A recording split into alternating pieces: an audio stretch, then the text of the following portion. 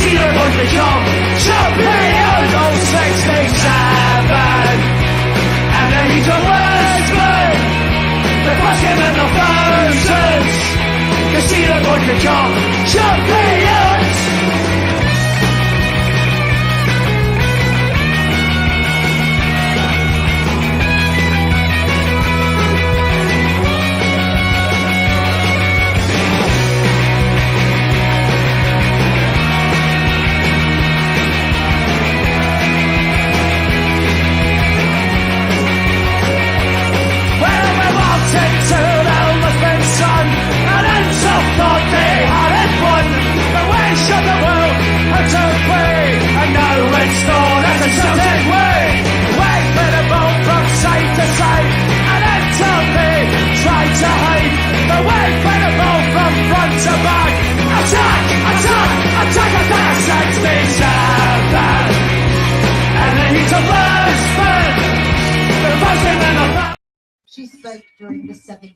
Good evening and welcome to Celtic Rumours TV, the Bawz and Bovril podcast, episode number 150. Myself, Mark. We've got Big Jerry Campsey boyways for our forum tonight. Evening, Jerry. How you doing, Mark? The link to our forum and everything's in the description box below. www.celticrumours.co.uk. Everybody's more than welcome to come over there and join in on the mostly moaning the last few days, but everybody's more than welcome there. Our food bank, we're collecting for Hamilton Food Bank for Christmas. We're over £1,000, so everybody that's gave to that, really appreciate that, and it's still going for another week, so if you can afford to get into that, that would really be great. The link to that's in the description box below. We're up to 820 subs, so thanks to everybody that subs, everybody that listens to us, joins us live, listens to us on Spotify or through the Celtic News Now app and stuff like that. We really appreciate all that. A few shout outs to some of the lads for the forum. Obviously Paul Terence. Paul's still getting grief for his knee, but he's having a wee break over Christmas. Hopefully he'll be back in the new year and back fighting fit. Tim Alloy, Richie, Welshie, Mikey. Happy belated birthday, Mikey. Mikey was, I think it was 52 he turned yesterday, so that's happy belated birthday to Mikey. A big Jabber in the live chat. See Terence here as well. Evening, Jabber. John Coyle, nice to see you, John, mate. Eric Grotbags as well. All right, mate. Brian, thanks very much for coming in again. Brian, Greg, Summers, Martin, thanks very much for coming in. Liam as well, thanks again for joining us. I didn't think it could get any worse than last weekend for us, Jerry, but my God, that Saturday was poor, wasn't it? It's definitely, mate, we're going back the way. I've had this conversation with some of the boys at work, and the usual Saturday I had to be surrounded by the monkeys, working with them when we were getting a doing. Watching the game, it was unbelievable. But that's where we're at. We knew that the summer, the players in the positions that we were needing to change and replace, but yet typical Celtic don't do it, and we're now feeling the effects of it now. We've got boys like Mikey Johnson starting and playing. It should be nowhere near the team. I know it's a sad state of affairs with injuries and all the rest of it, but we shouldn't be. Boys like that should have been moved on a long time ago, and we should have had a lot better standard of player in there, mate. It's sickening. If the shoe was in our foot with them, they'd be putting us to sleep. But we're content with just being ahead of them and no more. It's frightening. I mean, again, it was the same last week. Evening, James. Thanks very much for coming in, mate. Nice to see you. I mean, the thing that I can't forgive, Jerry, is, I mean, for me, see when it comes to performances like that, for me, the buck stops with the players. Aye, of course. We can moan about the recruitment, we can moan about Brendan Rodgers' tactics and that, but see the 11 men that crossed that line to go out there and play for Celtic. You can lose games if it, but there's no doubt about it. Every team loses games. Do you know what I mean? Yep. There's a way to lose games. There's no fight in that team. There's no heart. Or just it's as if there's that many people going through the motions. They don't. It's as if they don't care. Couldn't agree more with you, mate. That's the worst way to lose a game. Aye. See if you're going out there and every player's coming after you, and you can tell that It's just been one of the days where nothing comes off for you. We've all seen it. We've all sat and watched games like that over the years. Yep. The fans can accept that, but what I won't accept is the lack of effort and the lack of fight and the lack of desire for anything. Across the board. I mean, let's not be honest. We could sit and nitpick, oh, he done no bad game, he done no bad. But let's put it right here. There's no Celtic shouldn't be going out there and getting beat at him 2-0 with Hearts. I don't care what personnel's in the actual squad and stuff like that. That for me, that the buck stops with these players. Something needs to get sorted out with them. I couldn't agree more, mate. I would. You're right, you're spot on. We're always going to lose games of football, but see, if you lose a game of football, you're trying your best, you're giving it your all, and it's just one of the games, or you're outplayed, but you've tried everything. That's fine. Fans will accept that and take it in the chin. But see, when you're getting beat off teams like that, where it looks as if half them are trying an arm or a leg, they're going through the motions, they're not getting back, they're too scared to take their man on or go and win their tackles and header. That's unforgivable. And that isn't the manager. I think he's putting the boys in the park. But see if they roped in 11 years off the stand, we're not going to have the same quality in, but we're going to give it our all. We're not going to get beat before we're scared to take our man on or not trying an arm and a leg. And that's the frustrating thing when you're sitting there and you're watching that, and it looks as if they're not trying, they're not tracking back, they're not busting their not got to try and take their man on. You're thinking, what's going on? It's not good enough for us. It's meant to be the best team in Scotland. Definitely, as we said, we can moan it, and as I suppose a kind of excuse, we say that Mikey Johnson, if everybody in Celtic's fit, Mikey Johnson wouldn't have been the team. Yep. But then that comes back to again, but well, we should have a player there that if wingers are injured, he should be coming into the team. Well, do you know what I mean? It's what you're saying. Mikey Johnson he's just not good enough. As simple as that. I mean, 24, nearly 25. He's the best shiter. He's the shite best player I've ever seen in my life. See all these ones, oh, he's this and he's that, and in training, I couldn't care less what he does in training. I'm absolutely astonished that he's still there. And be able to get a game for Celtic. See, if he's showing up so well in training, right? Which I mean, I've read a few people saying that. Do you know what I mean? Big deal. There's a big change. There's a difference between. But he's showing up for Ireland as well. So is it maybe that the Celtic jersey's a bit too heavy on him? Listen, I think that's too big for him. Because one of the things I've said about Mikey Johnson a lot is that it's as if he tries too hard, and that just instead of just doing the easy stuff. I mean, even the other day, I mean, I don't think he made one kind of positive input into the game. Nah, he's an absolute waste of a jersey. But it shows you where we're at. I mean, see Rodgers, the first time he was here, some of the boys then, he didn't want in the squad and in his team, and we've still got them. Like that. I know Ralston had improved for a spell under Ange, but you get folk like that in your squad, Ralston, Johnson. It's no... it shows you... We had some good... Don't get me wrong, we had some great moments under Ange. Some of the football was outstanding, but some of it was terrible as well. And it's no... I wasn't expecting everything to go plain sailing when Rodgers came in, but for these players to go in that park and look as if they're not trying is unbelievable. Turnbull, Johnson, Ralston shouldn't really been that, but Ralston's limited, but he gives you his all. But folk like that, I mean, you've got that in your squad. That shows you how far we are, or how far we've actually came since Rodgers first been. Evening, Robert Baker. Thanks very much for coming in, mate. Rod Patel, nice to see you. Bobby 1962. Shout out to the lads that's coming in. You need to tell me, hit the like button because Bobby's not here. Oh, Bobby's not in. Remember, if you've not done so, hit the like button when you come in. We really appreciate that. That's usually Bobby's job, and he must be. We need to get a sick note off him, I think. That's it. What was I going to say there? Right, we're talking about Ralston there, right? But I was going right. Do you think Rodgers has lost a bit? Not the dressing room as a whole, but some of the players. Are some of these players being told that they're no part of Rodgers' long-term plan? And no, I don't. I mean, think, look at AJ, Alistair Johnson. I mean, he's.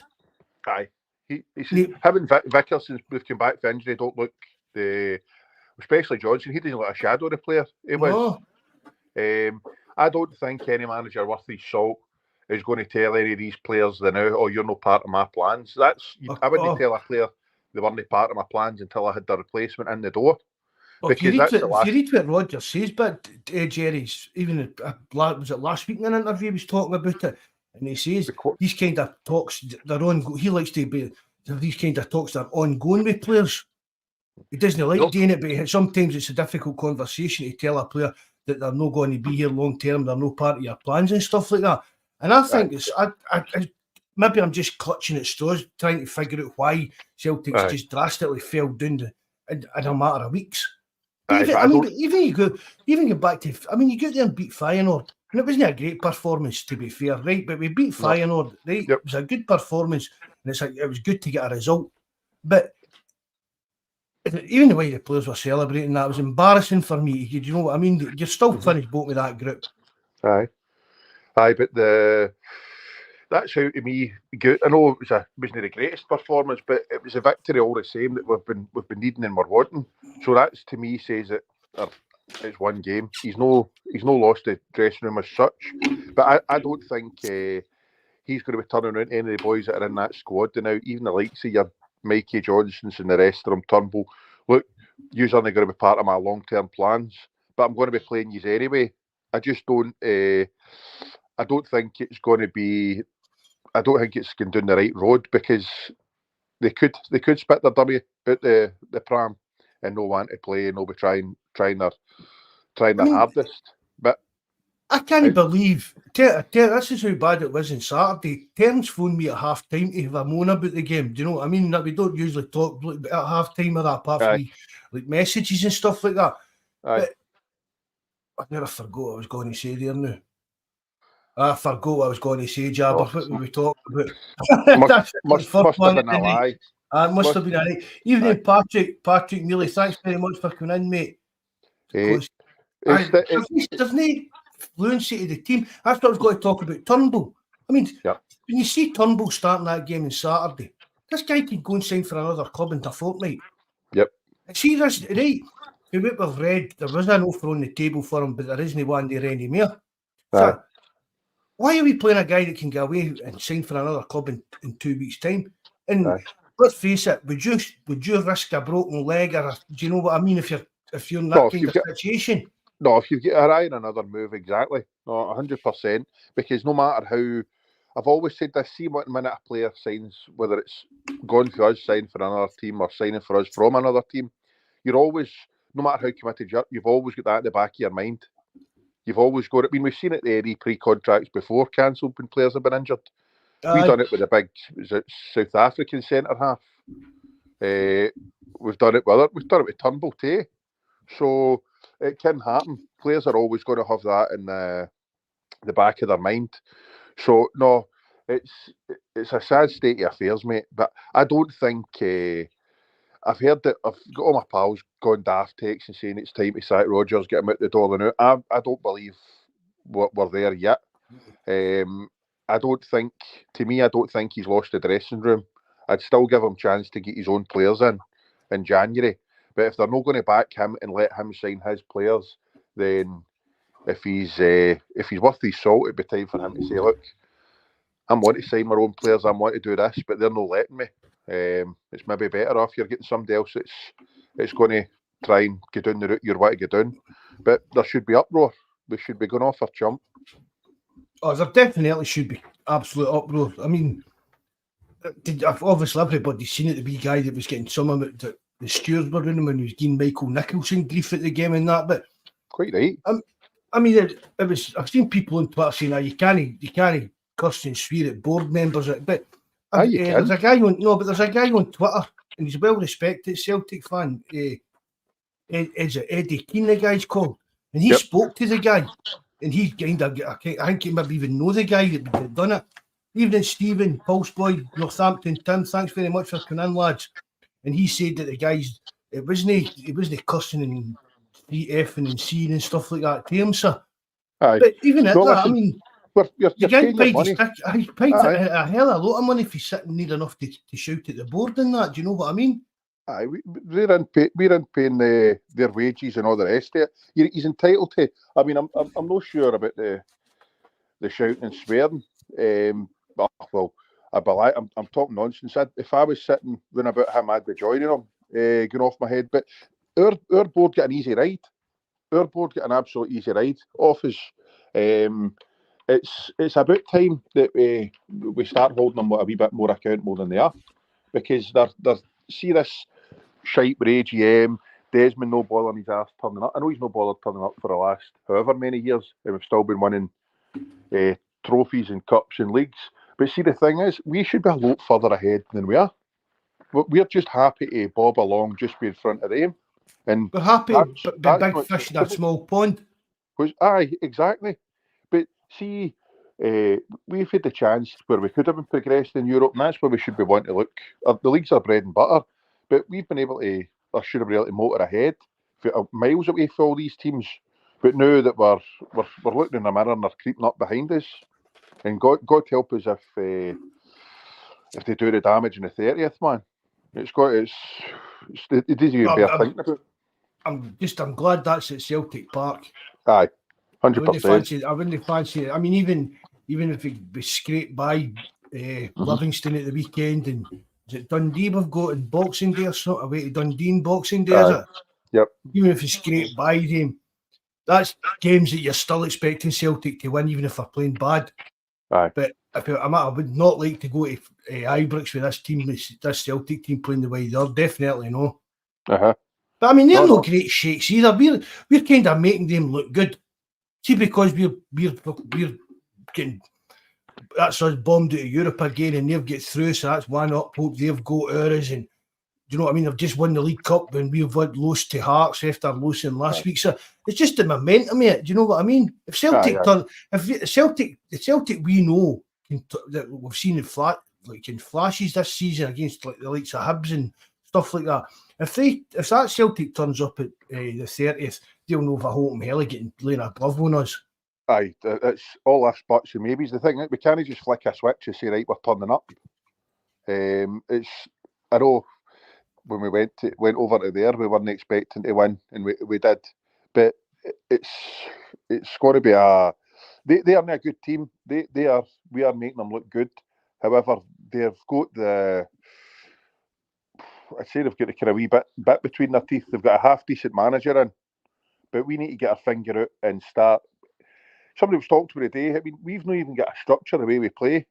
See all the passing for the sake of passing at the back and messing about. Teams are just going to sit in and let you pass the ball about at the back and then hit the counter at corners. But Rodgers himself has said that he's not happy with how slow it's taking to get the ball forward. Aye. So again, if Rodgers is not right, and that's exactly what we're sitting saying. Oh, I mean, what you said earlier as well, there was a lot of times towards the end of Angie's kind of spell, we started playing that kind of Rodgers type of game with this just pointless passing side to side. But if Rodgers is if he's saying this and saying he's not happy about it, well, why is the players not doing what the manager's telling them to do then? Because to me, that's what that comes down to. Yep. No, definitely. It's their thing. See, like, we're playing this so-called 4-3-3, but we're always playing against teams that are packed, but yet we've got our wingers that want to come inside and cut inside, and our full-backs coming into the middle. We don't use the full pitch. I know there's no point Kyogo's had a few chances of balls whipped in, but you're always done well with making the runs to the front post for the crosses. We need to, I think, with Palmer want to cut in, Taylor wants to come inside, or our wingers and that, or play wants to come into that middle, leaves it congested. See, when you're playing against the banks of four and all the rest of it and try to break them down, that's murder as well. But see this pass the ball out at the back, sometimes we're just going to need to get it going long. I know it's not really what you want to see. However, but see if that breaks down some of the teams and gets us a goal and gets us in front, then so be it. But we've got to get the ball passed forward quicker. I mean, the passing about at the back, see, that's like, see if you're playing like in like the pub league or in Spain or one of the top leagues, that's one of their kind of thing, and it draws the teams out.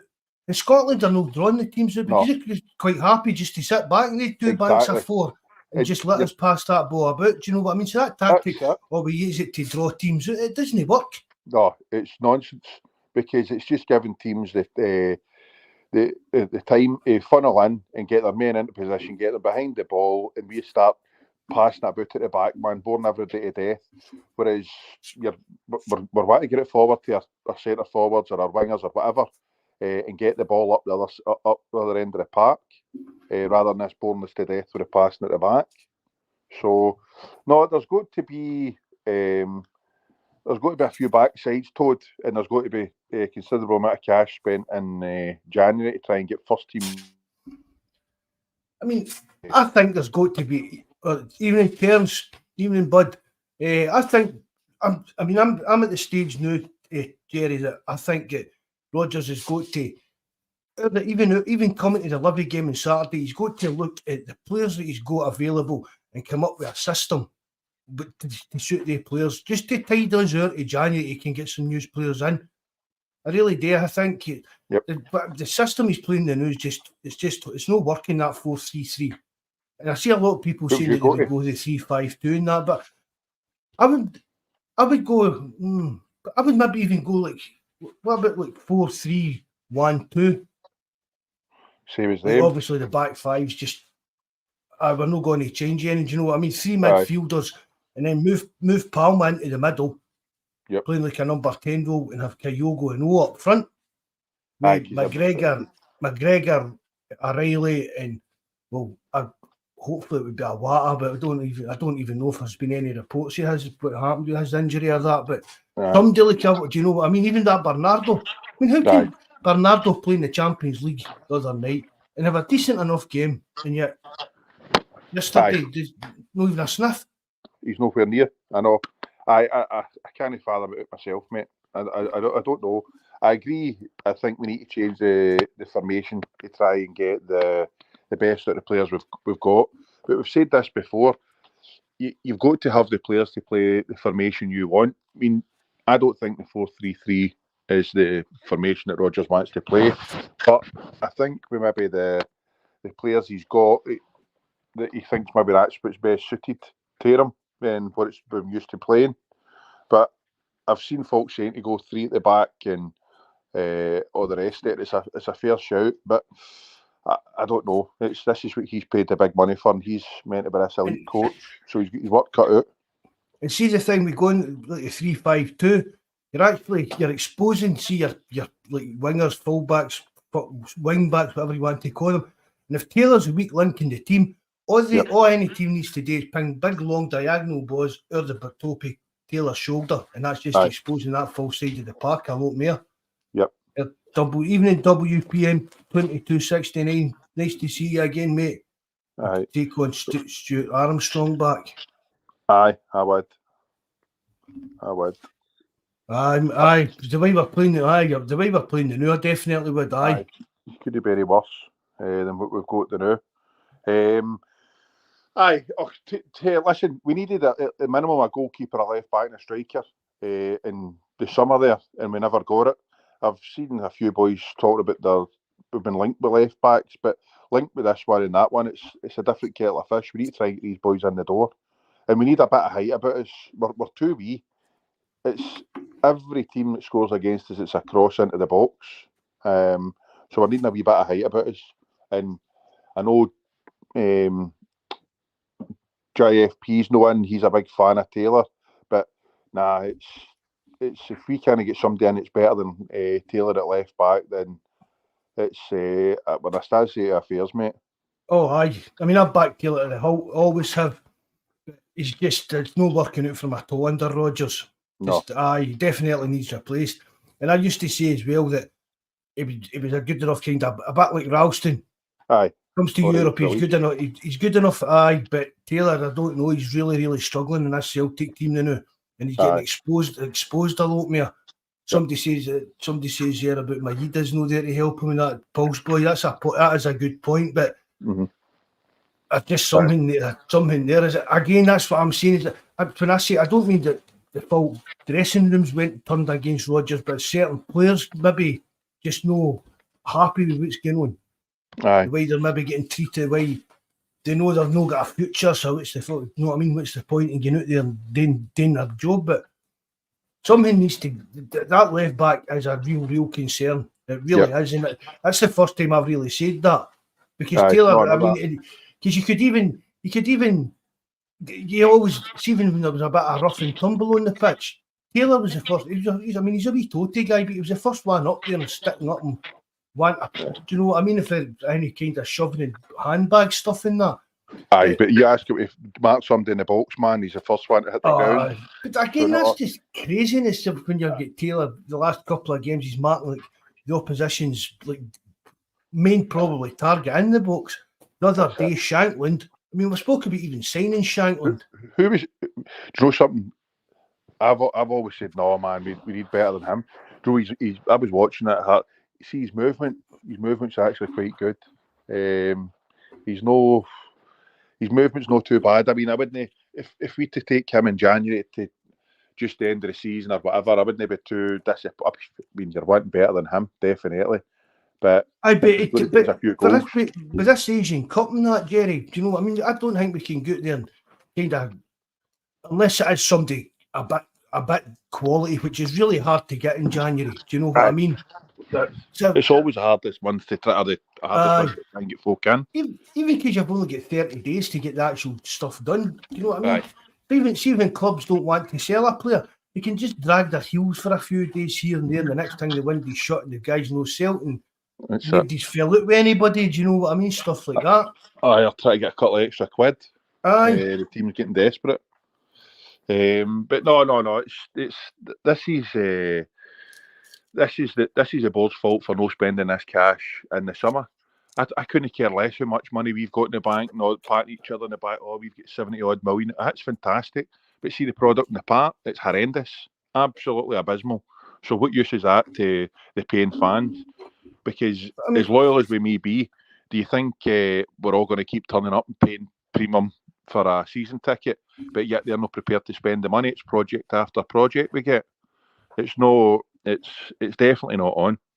Definitely not on. And I think there should be a tipping point for this. They need to come out and explain to us why they're not prepared to sign first team ready players, or why they're it's always great to have money in the bank.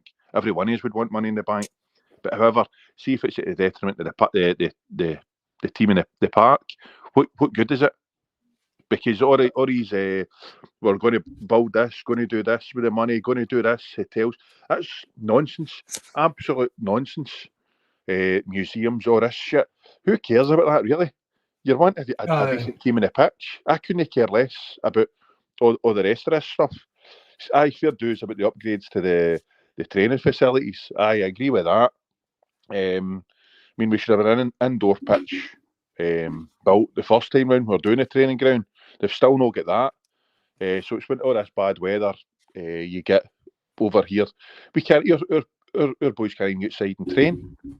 I know. They're in the gym and all that. I mean, that's second-rate stuff. So they want a kid on, they're a big team, but they don't act like it. They want to tell us all their grand plans, but nothing happens. But yet they turn up at the AGM, talk nonsense, want to have try and crack the jokes about them. Oh, we've got this money in the bank. So what? Start spending it. So, see, but that's the thing, right? You've got, we're bragging, quote unquote, I'm doing. Do you know what I mean? We've got £72 million in the bank. Oh, what if we had only £50 million in the bank? And we'd spent that other £20 million on 3 players. Yep. And we were still in the Champions League in January, or we were going into the Europa League in January. Aye. That £20 million, well worth it. We've got a better team, more quality. Do you know what I mean? It just says the actual fucking recruitment in the summer's been the root problem. It's sort of you need to speculate to accumulate, but see if you sign, like, even spent the 20 odd million, £30 million, and you've still got 40, £50 million in the bank. See if you're getting into the Europa League or the next round of the Champions League, and you're getting a better calibre player. You're getting money. You're still accumulating money that way. But if they go on and win this league, I still don't think they will. But if they had to go on and win this league, and you've got us trying to play qualifiers to get into Europe and all the rest of it, where we could have spent the money and kept in front of them, and progressed in Europe. So no, to me, it's ridiculous, an absolute ridiculous way to function. And don't get me wrong, we need to commend them with some of the decisions they've made to get the money in. But what's the point in having this money sitting in the bank if you're not going to spend it? It beggars belief, mate. I've said that for years. I mean, I'm no fan of Peter Lawwell, but when it comes to making money for Celtic, you can't fault what he's done for us when he was the CEO. And they've just kind of kept...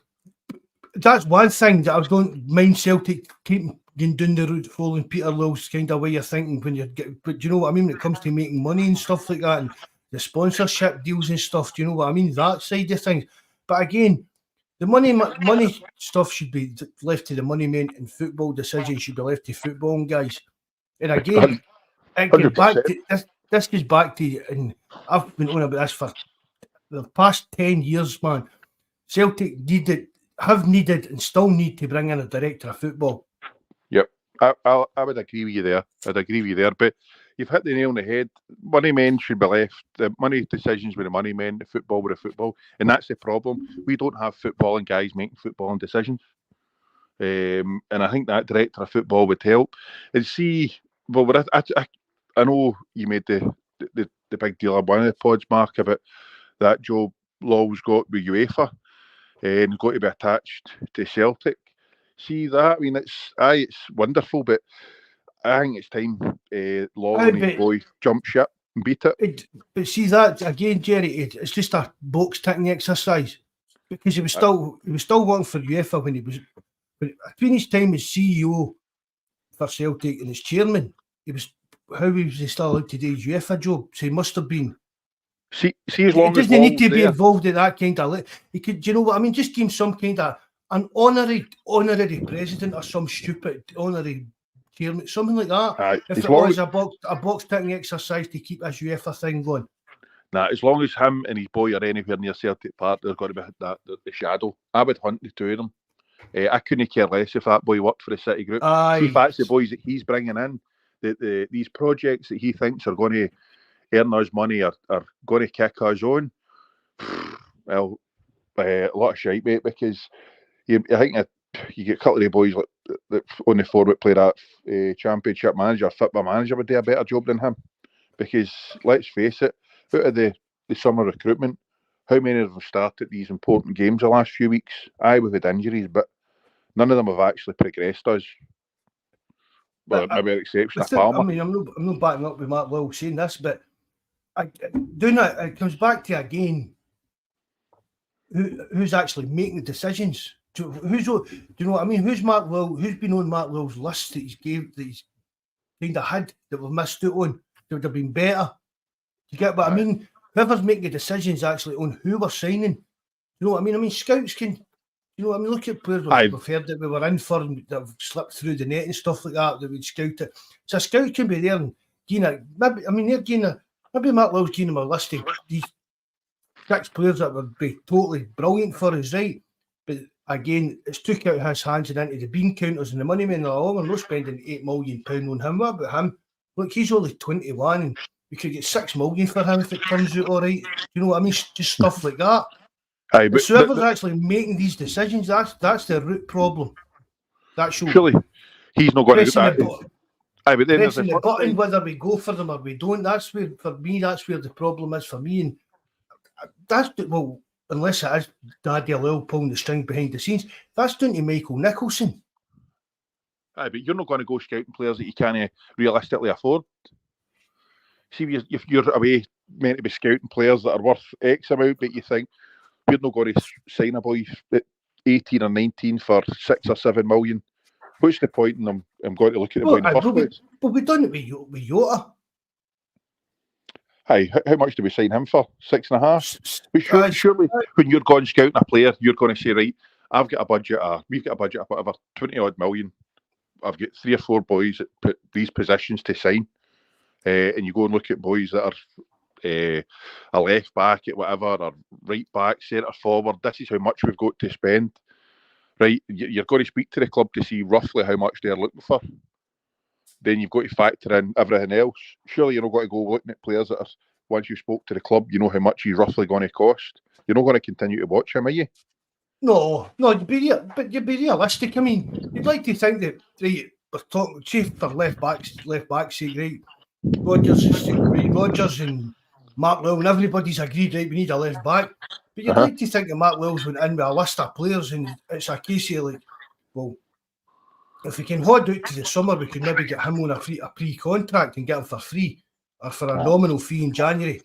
Him, you're talking maybe £6-7 million, but he's a great prospect, blah, blah, blah. He's just breaking into the international team. If we can keep him for 2 years, we'll maybe get 15, a minimum for him. Or we can get down here and we'll get this guy £2 million. Well, I will take it. Who's turning around and saying we'll take you £2 million? That's what I'm getting at. Who's saying, oh, we'll take you £2 million guy? Yep. Who's actually where does the buck actually stop in the decision making? Like pushing the button on, right? That's the player that we go for. Mm-hmm. The other thing, like, we've had players under our noses we now realise they were more than good enough to play for Celtic, but yet we've still not went and spent the cash. Surely that the scouts and the manager can look and say, right, for talk's sake, that boy Hickey was at Hearts. We had him. He left, went to Hearts, done really well. We were crying out for. I mean, that boy could play left back and right back. We were crying out for a full back at the time, but yet we wouldn't go and sign him. Doig for Hibs. Doig for Hibs. Lewis Ferguson. I know there's umpteen would. I was one of the first ones to say I would have took him in a heartbeat. He makes tackles, he gets about the box, scores headers. Now look at him. But yet he wasn't good enough for Celtic. Obviously, we couldn't afford them now. These three players, exactly. Hickey, Doig, or Lewis Ferguson, we couldn't afford now. But that's you think yourself. Well, see, if our scouts are any good, these players are right under our nose. How can you not turn around and say, look, this boy's got the potential to do really well in a 2 or 3 year time. We could sell him on for a big profit.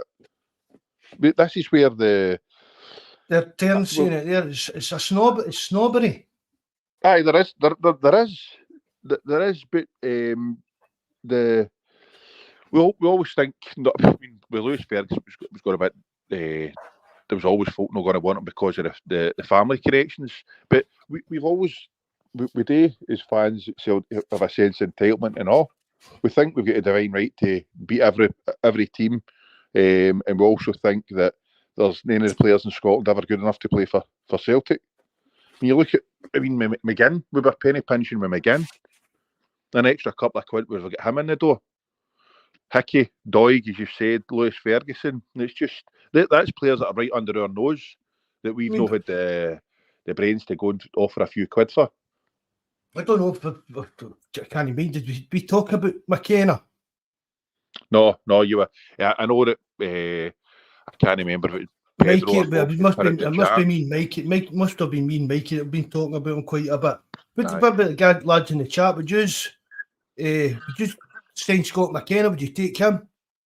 Because I don't think the fee's going to be that much. He's out of contract in the summer and he's blue to Nottingham Forest, so we could bring him in January. When he first went down to Nottingham Forest, I think he was doing quite well.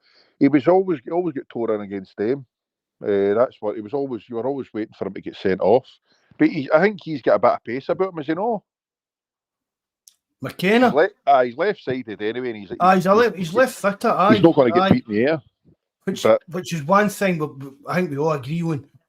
Right, Scales, people are saying they're getting off Scales. I don't know whether that's the team just playing bad, so they're picking on Scales, but there's a hell of a better balance with a left-footed centre back in there than there is with, do you know what I mean? But even with Starfelt, again, another guy that took pelters off a lot of Celtic support, and now you see them on Twitter saying that we give the right body to get him back. Do you know what I mean? Aye, yep. Aye, there's Pulse Boys. Can I agree with quite a lot of what he said? They both rather 3 million a form player as a project than buy Ferguson, who's already been in the league. Also, we take McKenna as well. I couldn't agree more with both of them. Then even Terence says as well, Celtic fan, take him for Aberdeen, no, but you buy him fairly. Do you know what I mean? Over buying a player for that's exactly what it is. Aye, agreed. I mean, when you think about it, right, McGinn, even if he'd signed McGinn, what was that? But 5 years ago, 4 years ago or something like that, right? He maybe no be there now. Do you know what I mean? Maybe been moved on. But if you think that Celtic could have had easily had a midfield of McGregor, McGinn, and Lewis Ferguson. Yep. Aye, they're three real quality players that are, and for another thing, they're Scottish, so they're ticking boxes again for this Champions League stuff and that. Yep. You know what I mean? It's just, as you said there, it's players under their nose that Celtic just seem to drift away from the game and stuff like that. Aye.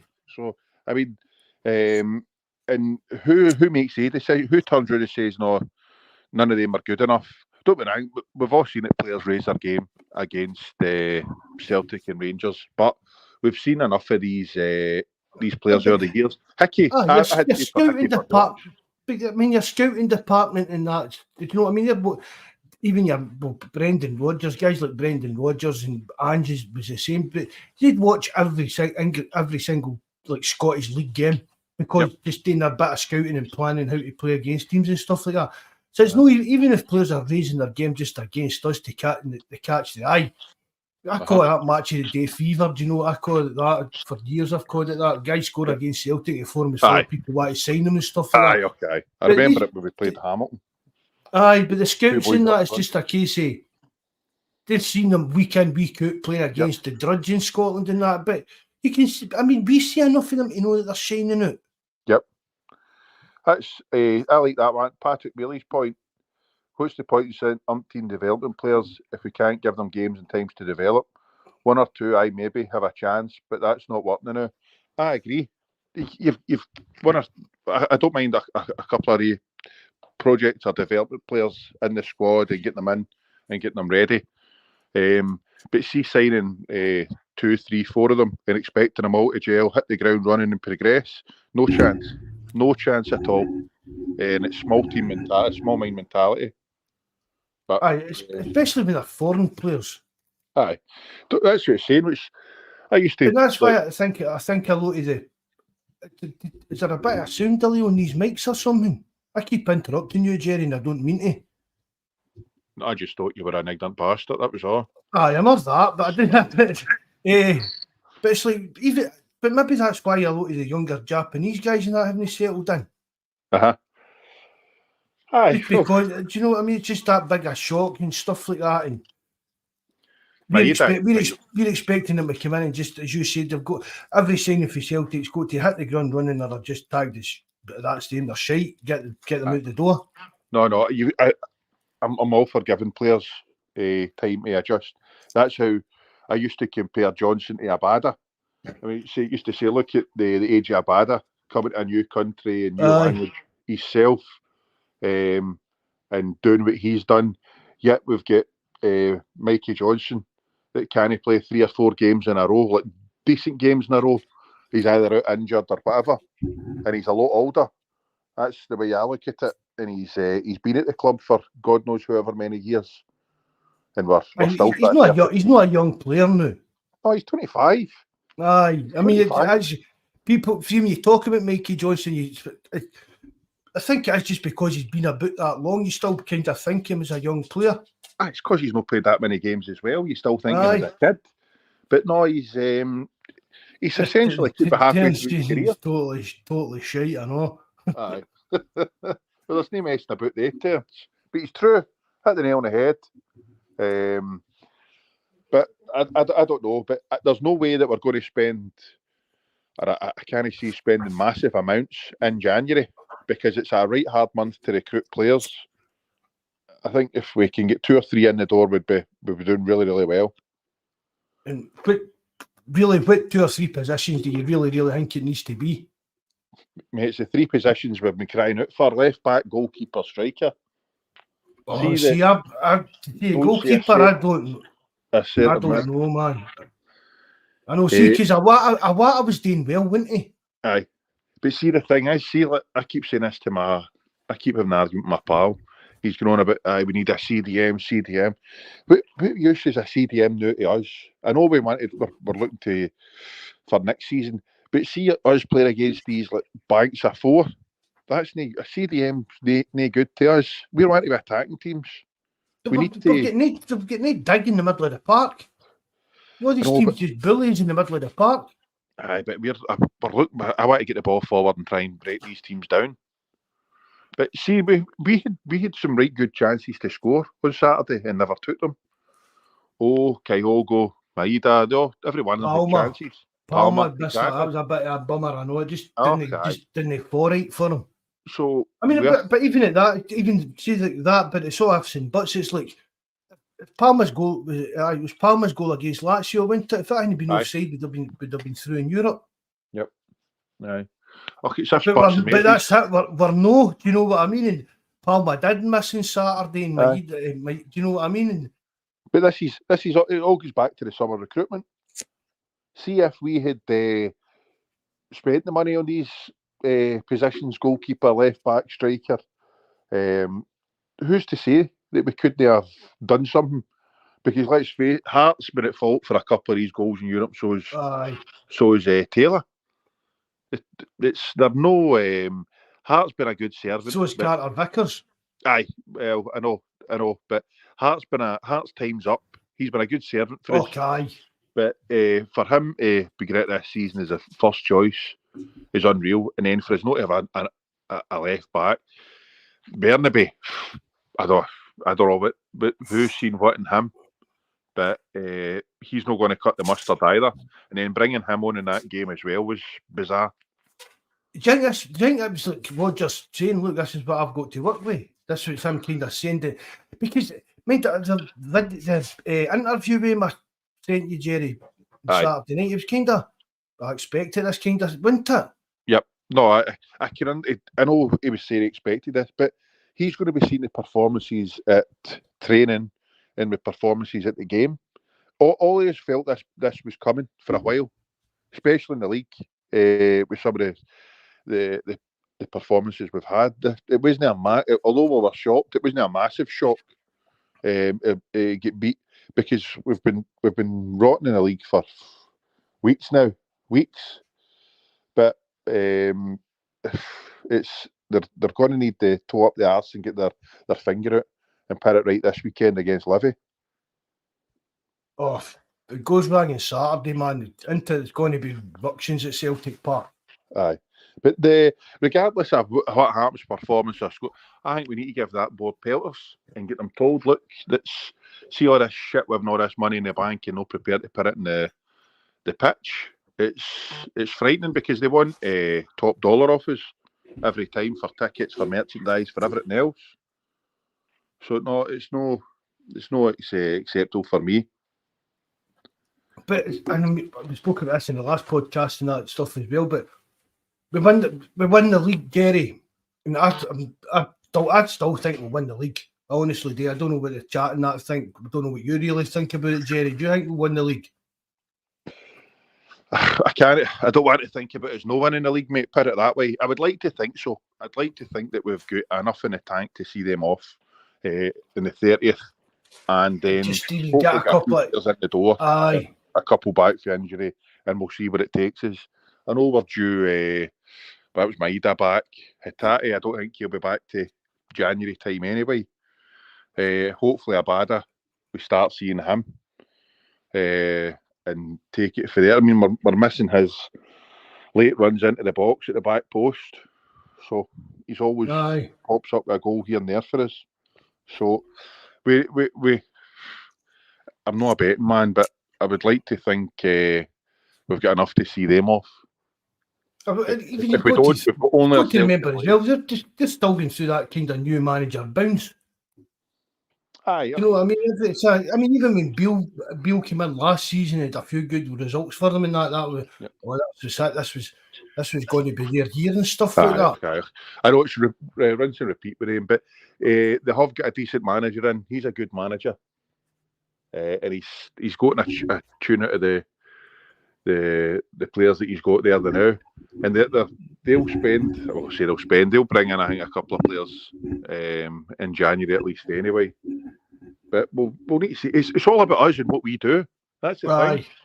See if we put the performances together and spend a bit of cash and get the players in, then they become irrelevant.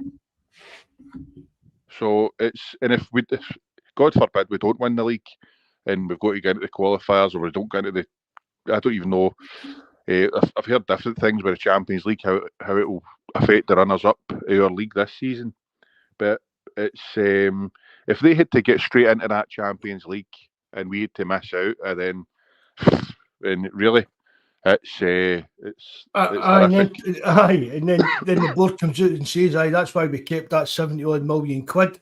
Aye, exactly. And that would be the excuse. Yep. But yep. I still do think we'll win the league. I really do. I don't, just because I'm not basing that on that we'll get players back, as you're talking about there, Jerry. But we'll get players back. We've got money to spend, even if it needs to be a kind of a loan to buy or something like that. Even if it needs to be a loan player to come in to cover the kind of striker crisis in January. I think it's 3 or 4 games, unless they get into the later stages of this Asian Cup. Japan, that we're going to be missing these players for.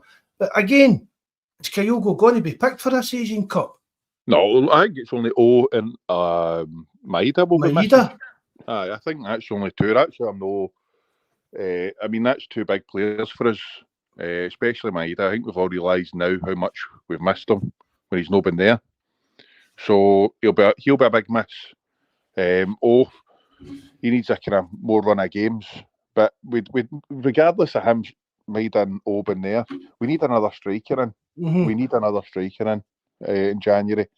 So if we can't address this and get the players in, then hell Mendes, we deserve everything we get.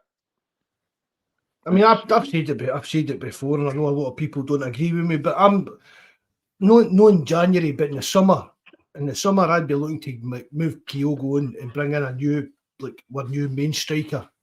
A new kind of top man, I really would.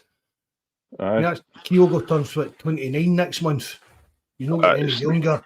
He's not going to get any better. I don't mean he's playing bad. He's just going through a bit of slump in form, the way the team's playing and stuff like that. But I really don't just see him being much of a future as a striker under Rodgers. Maybe in summer be the best time to get any money for him. I mean, people are talking about getting £25 million for him and that and stuff like that. That was not a chance. No, not for his age anyway. In the summer there, he's not clinical enough.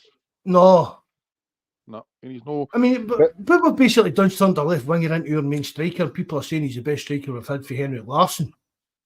Brian. I knew Brian would bite. To that. Aye, what's he saying? Oh, aye. It's I don't know. I like the wee man, but for him, I don't think he's. We've said it umpteen times. He's not an out and out number 9. He's not an out and out number 9, and I wouldn't mind seeing him playing behind the strikers to see how he gets on. But we definitely, regardless, we need a left back, a goalkeeper, and a striker. Whether they get the goalkeeper be a difficult one, maybe to change in January. To be honest, you're maybe better waiting towards the summer for that, but. It's any ball that comes into that box or that 6-yard box, you're terrified. It's frightening. So, I mean, who was meant to be at Shankland on Saturday? Was it no? It didn't mean to. It's about 2 Celtic players are pushing each other. I think. Exactly. They were marking each other. They thought it was an Aberdeen player they were tussling with. Shankland just slipped away to that back post and popped. It was and then the second goal, that second goal, 100 million% blame Hart for that. See, that's the thing. Like, I'm not a goalkeeper, right? But don't get me wrong. There's somebody that you've seen it. You think, how did the keeper not get that? And you look at the ball from behind the goal, you can see it's moving over the camp. But see, when they've got a wall like that, I mean, you used to always hear it, right? If a player gets up and over the wall and into there, then it's not the keeper's fault. But I don't know why the keeper's away over to the one side. He showed them that. He showed them exactly where to put that. Exactly. And then it was just... Somebody on Celtic TV said it reminded me of Lee Griffiths' goals against Hart. Exactly, and that's against England. What it was like, aye. 100%, definitely. And it was worse. It was worse. So it was a good strike. Don't get me wrong. And there was only one place that boy could have put it, and yet you've got that clown in goals that's waving at it as it's flying past him, getting in. Oh, if I knew a player had pinged that in, but do you know what I mean? It's a goal of the season shouting that into it. It gave the guy his due, did he? He fairly pinged it, do you know what I mean? It was a great strike, but it was only one place he could have put that to score. Aye. And surely if you're that Woods is as good a goalkeeping coach should be saying to him, right, you're positional wise, do you think that you were correct? Aye, right, fair dues, you've got a good sight of that ball, but you were taking about 20 minutes to get earlier and dive.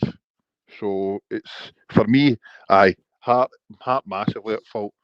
But yeah, every team knows how our weak spot. We just fire a ball into that 6-yard box and you've got half a chance, because he's not coming off his line. And then you've got like Taylor that wants to fall at the ground and can't mark. You've got two big boys in there that are nowhere to be seen. Bring back Bobo. Carter Vickers, that's one of the kind of weaknesses in his game. I think he's kind of aerial dominance, prowess, whatever you want to call it. He doesn't command the area enough for me at times, Carter Vickers. Right. But the 9 times out of 10, see a ball into a 6-yard box, man. The keepers nowadays, they're all wanting. It's all this stuff. I could go on all night. See zonal marking and keepers punching the ball, man. It's my two biggest bugbears. I don't understand it at all. Keepers should try and come and catch the ball. And if a opposition player even touches them or sneezes or looks at them, 9 times out of 10 it's a foul. Exactly. I've said that for weeks on the podcast, Jerry. But yet, the majority of times, keepers jump up and down in the line and wave at the ball as it's getting in. The star jumps that he does. Aye, I've said umpteen times, a vampire. He's scared of the crosses. So I don't know how he can't go try and catch it or whatever, or we can't just get somebody to go and attack the ball and put the head in it. So it's as frustrating as anything. Terence is saying you can hardly not catch a ball, which was the punching rubbish. Agreed. Here's the thing about it, but see, sometimes he'll come out and punch the ball rather than catch it. Aye. And other times he'll try and catch it rather than just punch it to get it away. See, like, it's all this European shite, but see some of the stuff that it's come over and brought into the game. You think this zonal marking, the punching, all this shite, it looks good, but it's no. Just see if he comes out and catches the ball and does what he's meant to do. It takes I think they try to tell they punch the ball out because in the second phase it lets people get back into position and all this nonsense. But see, if you've got a keeper that comes out and catches the ball, there's nothing better for the defence. See the confidence it gives them, realising they've got somebody that's going to come out and catch that ball rather than flap at it and all the rest of it. Even a goalkeeper that come out and even knock his centre halves out the way. He grab the ball. Many times have we seen good quality keepers like that? They'll come out and whether it's their own player or the opposition player, they're getting knocked out the road and they're going to grab that ball. Yep. Joe Hart's getting no physical presence at all as a goalkeeper. Even in Rebel, nice to see you in again, mate. Thanks for joining us, bud. As I say, he's always in his line, always on his line. So he makes it easy for any balls into the box. So no, that's one thing you hope that we can try and get. We've got a keeper that comes out and at least Fleming tries to catch the ball, rather than all this punching and flapping and all the rest of it, seeing what happens. And then you've got a left back that's hopefully a decent size. It's not a midget, and it can play a wee bit with no asking for too much. I mean, I've seen a few people saying it on social media and a couple of guys in the chat earlier on. Why don't play Ralston at left back for a while? Because he's shite at right back. He's got to do better than Taylor. Aye. Well, I wouldn't disagree at that. But it's bad enough him getting turned and getting back the way where he's at right back. So I don't know. But as you say, I don't think he could do much worse than Taylor at left back. But really, it's again, Rodgers didn't want Ralston here in the first place. His first spell here, and we've still got him, still want to play him in his second spell. He should have a bit of something about him to say, look, he's not one of my players. I need better than that in and take it for air. Can you see he's making signings in January? Aye. I mean, I don't think it's going to be earth-shattering, but I think it might be just... First team ready, boy. I'm not talking Aye. project. Aye, boys that are going to go right into the first team. Aye. And I don't think it maybe not be big fancy names or stuff like that, do you know what I mean? But I think it'll be players that have been, well, fingers crossed, players that have been scouted to do the job that Rodgers wants. Do you get what I mean? Aye, I mean, it's listen, I couldn't care less if we've never heard of them, but see if they can play and do the job and progress us and they're better than what we've got. Magic. It'll do me. I couldn't care less who it is, but there must be boys out there that are better than what we've got. I mean, I don't think it would be too hard to go out and kind of source a left back to sign in January. No. You can probably get one doing that public party now. It's better than him at left back. No, honestly, it's see the sign of a bad player is one that doesn't learn from the mistakes, and it's the same shit with him and Hart every time. Hart's not going to. I mean, he's the last season or two of his career, so it's not going to change now. But the sign of a bad player is the one that keeps making the same mistakes and doesn't learn. So if that's what we've got and that's where we're at, and they can't learn to defend or whatever, then what chance have they got? So no, it's we really need to get a right decent left back, goalkeeper, striker in for me, and take it for there. Vardy. I'd take Vardy to get us out of the line in the league. Oh, I cannot stand him, man. No, I can't stick him either. Or his misses, I hate them, but I couldn't stick Lee Griffiths, but he put the ball in the back of the net for us. Good night, Brian. All the best, mate. Thanks a lot, Brian, for coming in. I know that you're supporting that, mate. Good night, bud.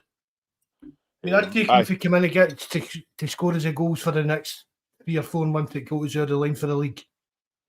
100%. See if he came in and scored the goals to get us out the finishing line, get us win that league. I'd be one of the first ones to start singing his name.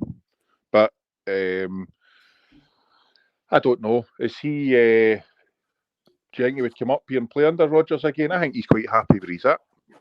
I don't even know if he still gets a game for Leicester or that. Does he? I couldn't tell you. As I say, I cannot stand him. Cannot stand him. So I've no way. That's the kind of signing that I've always talked about, Jerry. Like, see, for a third choice striker, Jamie Vardy would be ideal. Look what they've done with Defoe. Look, mate, you're not going to get much game time, but right, imagine Jamie. I don't even know his contract. This is just hypothetical rubbish I'm spouting. Do you know what I mean? But supposing Jamie Vardy's out of contract in the summer, he must be about 35, 36. Good night, James. Thanks again for coming in, mate. Right, mate. If you get him in January, and then it comes the summer, right? Supposing Kyogo goes, we buy our main striker, and we have either Kyogo staying his backup or Rose backup, and then just in the off chance there's injury crisis, blah blah blah, Jamie Vardy's your third choice. Look what the Huns done with Defoe. Do you know what I mean? A guy like that. Yep. For me, your third choice. If you're only playing with one up front, one main striker, you need at least 3 strikers in your squad. One main striker, your backup, and then either a young guy coming through your own club system or an older guy that's just happy to still be a big club like Celtic and get a wee bit of game time. And then next season, Jamie Vardy's back playing, sitting on the bench for Celtic, the Champions League and stuff like that. Aye. No, I totally understand, mate. But Bobby 1962 is the same. Vardy gets a 10-man defence. He's all about pace over the top, which we've not got a lot of room. We've not got a lot of room when you're playing against these packed defences either. So he's got no chance in the ball out of the tap in Scottish football. But I would be up for signing somebody like that can put the ball in the back of the net. But I don't know who it will be. That's up to, or leave it to our scouting department. But you'd think Rodgers is going to sign players or bring players in that he knows or he's aware of at least, to try and get them over the finish line and hopefully try and get some money spent in the summer. I mean, you'd like to think that Rodgers would be able to suggest players, identify players and say, look, get him in, try and get him. Of I mean, course.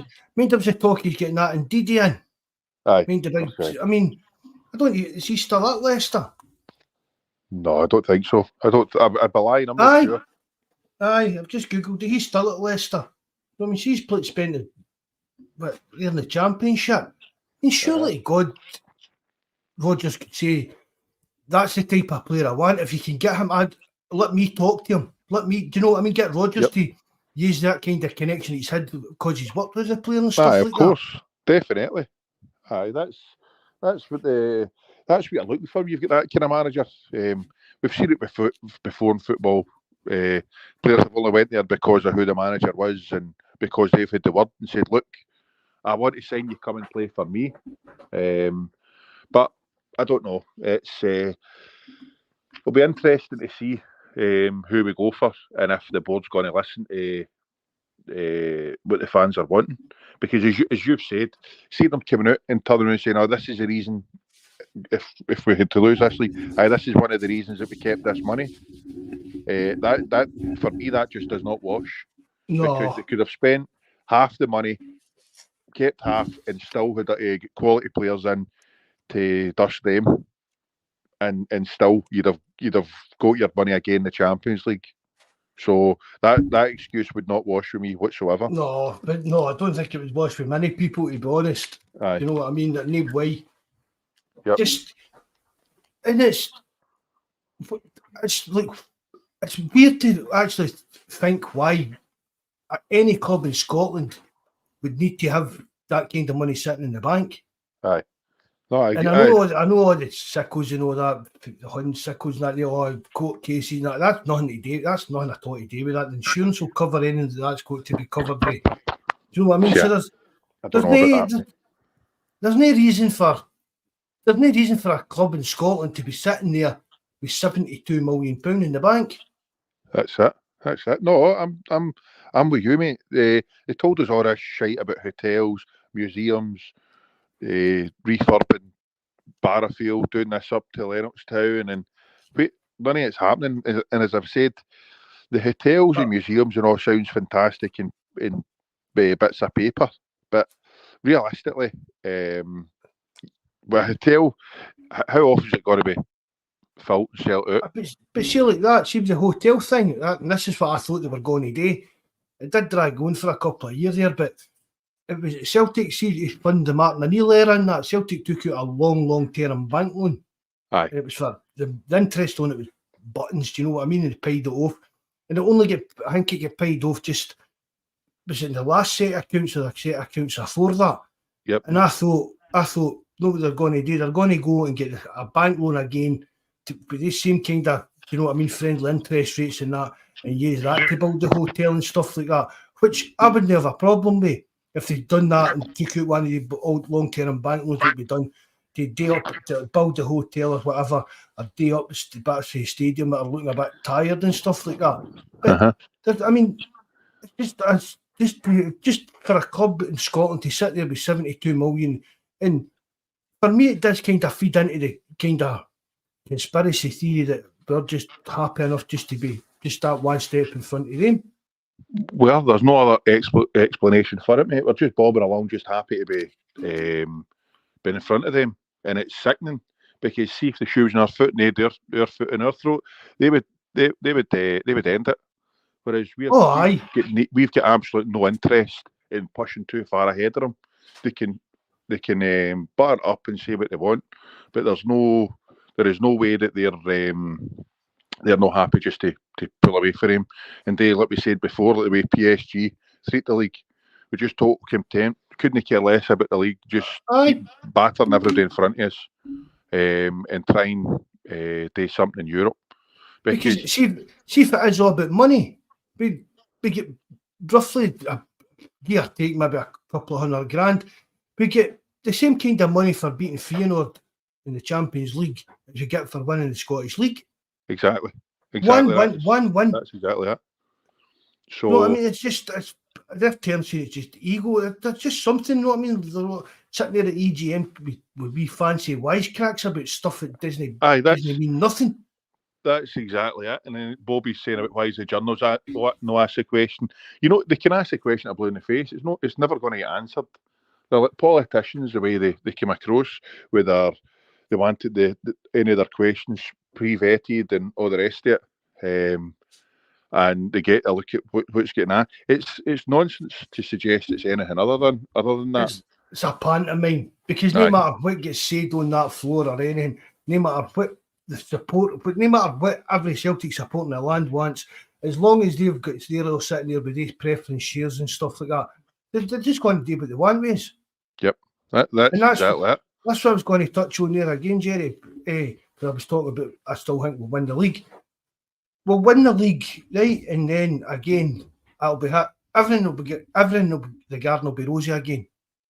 See if Celtic win the league, right?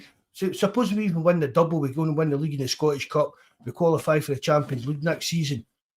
You'll not be allowed to talk about stuff about what the board should be doing and what they're doing wrong in that. You know what I mean? That's not how it works, Jerry, with a lot of Celtic fans. You can slag the board off, you can give them pelters when they're getting through tough times, blah, blah, blah. But see when we win, doesn't matter. Just forget it. Do you know what I mean? You're not allowed to talk about that anymore. I've spoken about it for years. When we were winning leagues on the forum, and I was like, well, what do we do now? We're winning leagues, we're doing this. We're not doing any in Europe. We're not even interested. For years, we didn't even really attempt to qualify for the Champions League. We had 9 clear runs at it. And we fucked it up, royally fucked it up. Mm-hmm. But you weren't allowed to talk about that. Because, well, we're still winning the league. We won a treble. What are you moaning about? I'm moaning because we're doing nothing else.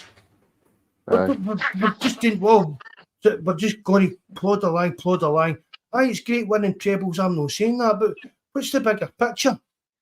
Exactly. No, you've hit the nail on the head, mate. 100% agree with everything you've said. And that's the frustrating thing. We do let it paper over the cracks. And see, as much as the trebles were outstanding and brilliant and a great time, I'd sacrifice the 2 domestic cups for the league every single season if it meant us guaranteeing winning that league and doing something in Europe. But as you said, it will paper over the cracks. But I think now there is a lot of unhappy supporters, but it's I can't remember a time in a great while that there's been so much a disconnect between the board and the fans with everything that's been going on over this season. No, that's stuff that regarding that as well. Just evening, John Fitzsimmons. Thanks for joining us, bud. Rich Rov. Sorry, I can't make that out right, mate. Thanks very much for coming in, bud. But it's been bad, and I think there is the potential for a tipping point here.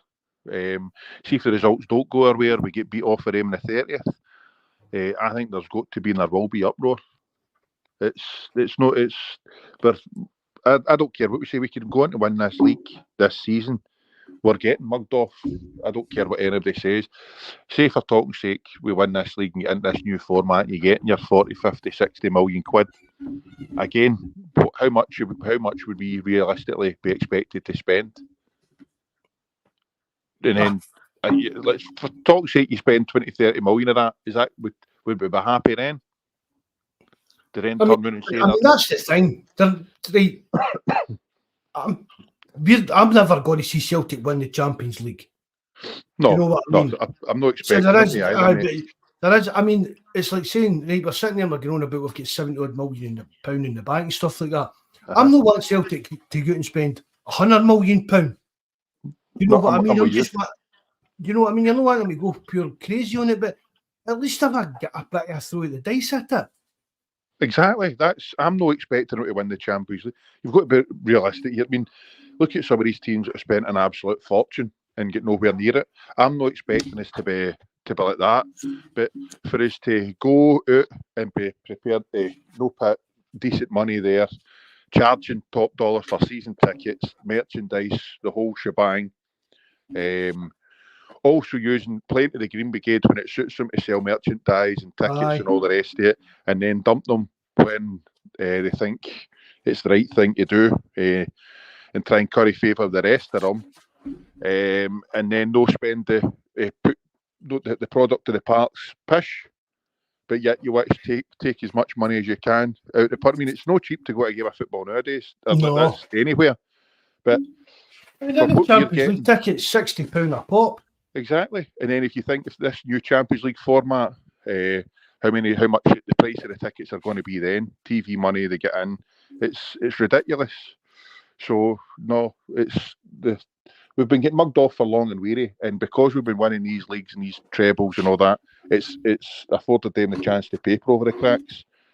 But I think there's even get back to like the Huns under Murray and that. I mean, fair play, they were dodging the tax man, but they were still trying. They still showed, although it was dodgy deals in that, but they still showed that ambition to go and try and make their mark in Europe. Mm-hmm. You know what I mean? That's David Murray wanted to win that European Cup. That's what he wanted for them to get in a level with us. I'm sure he did. But we all know what he done. Do you know how dodgy the deals were and that? But at least they kind of Bawz to go. And even though the wages were all getting paid through EBTs and stuff like that, there's still the big transfer fees to pay. It was no joy to David Murray. And it wasn't even their money. It wasn't even their money. We're even not better, even spending but we're not even spending our own money. No, I know. That's exactly it. We're not even spending our own money, and that's another thing. We've got money in the bank. They never had two brassy azoos to rub together. No, it was just on the tick, wasn't it? Aye, so you've got to. There's having ambition, and then there's been just a flipping an utter, because he had absolute. I mean, that's essentially what killed him, is us winning that Champions League or that European Cup. He wanted to do it. However, I wouldn't like to see us going down the. Oh no, definitely no. But I'd like to. That's what I'm meaning is the guts, the balls, whatever, the stupidness, even if you want to call that, to go and to try and chase that dream. But we're sitting there with £72 million in the bank, and we're not even willing to go and pay money for players that are going to help us dominate in Scotland, never mind take us to the next level in Europe. Oh, Jerry,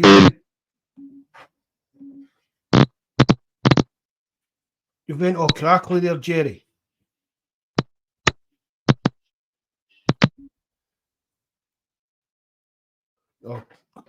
Log you. You went all crackly there, bud. I can hear you. I can hear you better now. I think it's where I was. I'd moved to where I was. Obviously, they never had that money to spend, but we did, or we do, and we're still not trying to make a good go at it to try and do something about it. But yet you get money in the bank, and we're not doing anything. That's the annoying thing, frustrating thing for me. It would different if we never had the money, but we have. Aye. And we're going to keep charging top dollar for tickets and all the rest of it. So we'll wait and see, mate. We'll wait and see. I mean, you can see something from the both point of view. Aye. You know what I mean? But the financial side, that's the crazy thing about it. Financially, we're one of the best run clubs in Europe, probably financially. But the football department, it's the football department that seems to be letting that full operation down there now. It's because you've not got the right people in place. That's how. That's to me. You've said before, you need to leave the financials to the financial people and the football to the football. You've got you do that B team. They get beat again the other day. I wouldn't. But people, but what's the point of pumping money into that? What is the point? What is the point of your B team and even our academy and stuff like that? Yep, I know. I agree. There's no clear pathway for players in the academy anyway into our first team if they're good enough. Fair dues, but how many over the? I mean, I've not seen much of that boy Mitchell Frame. Have you? No, I've not seen much of him. No. I've done put in a decent wee turn when he came on the other night, but he's only a kid, so we've got to give him time. But it's they can't do the B. For me, right now, that B team and all that's it's a waste of time and money. It's up there with the women's stuff. You're looking to try and get a rise a night, aren't you? It's no. I wouldn't. Don't get me started on that, mate. That's a bigger drain of money than the hotel would be. All that. That's just a box ticking exercise. And God help us if we're taking money away from our first team for that rubbish. Evening, Joseph. Nice to see you again, mate. Thanks for coming in, bud. It's the first time I've ever agreed with Joey Barton in my life. And I can't stand the guy. Aye, I know, aye. So, it's just, I mean, spoke about it the other night. Me and you, Jerry, that B team, do you know what I mean? It's just serving no purpose whatsoever. The academy's just another drain on money that we're getting no return whatsoever, Rafi. Definitely. I mean, again, who's the coach? Darren Adair, the coach, isn't it? I think so. I mean, I don't know if he's a good coach or no, or whatever, but again, is he the best youth coach that we can get in there? Is it just another job for an ex-player? Aye, I know, that's the thing. Terence, what was the name of the Irish guy that we nearly got for director of football? Can't remember. Fergus Harkins at Figo Harton. Aye, that was it. Aye, I mean that was another thing. Yep. I mean that was meant to be just a case of McManus as well. Aye, that's right. McManus is with the B team and that. But that was another. That'd have been a great move appointing that Fergal Harton. Aye, I thought it was a stick on for us to appoint him. Aye, I really did. I thought he was going to be director of football. In fairness, I've heard that Club he's a first-class coach. I've heard he's a first-class coach. I heard the same about Maloney, right enough, but I've heard that he is highly thought of.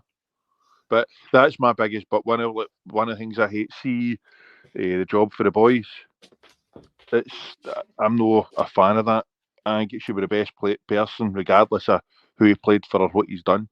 That's what we should be looking to. That's the only way we progress right across the board, is getting the best man for the job, or woman. If you want to be PC correct, but I don't think it would be. No, there's a woman on the board, isn't there? Is there? Aye, there's a Sharon Brown, her name is. She's a non-executive director or something like that on the board. There's Terence saying that Harkins, but that CEO. I mean, that was another absolute clusterfuck. Yep. Bampot decision. I mean, I don't know what you mean. We've all heard. I mean, I don't know what he blocked it for. I mean, where's that Harkin now? Is he not a manager?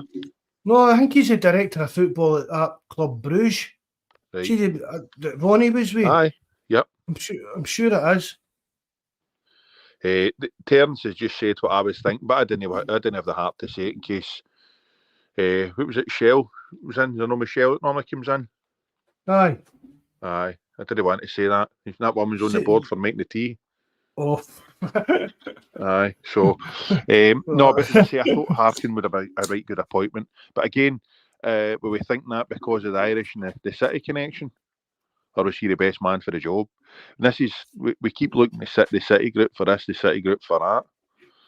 We're Celtic, we're bigger than that Man City will ever be. Maybe no financial wise, but everything else.